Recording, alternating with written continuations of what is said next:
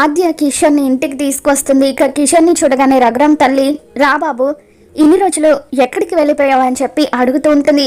ఇక ఆ తర్వాత రామలక్ష్మి, రఘురామ్, శ్రీను, పద్మ వీళ్ళంతా కూడా హాల్లోకి వస్తారు.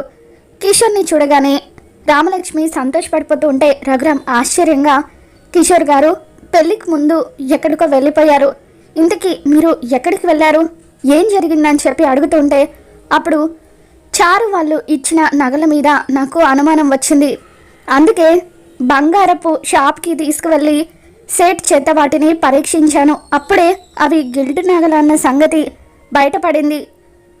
ఆ నగల విషయం మీకు చెబుదామని నేను వస్తూ ఉంటే చారు వాళ్ళ ఫాదర్ నన్ను రానివ్వకుండా అడ్డుకొని నాకు యాక్సిడెంట్ చేశాడు అని చెప్పి ఇక అలా చారు కుట్ర కిషోర్ రఘురామ్ ముందు బయట పెడతాడు.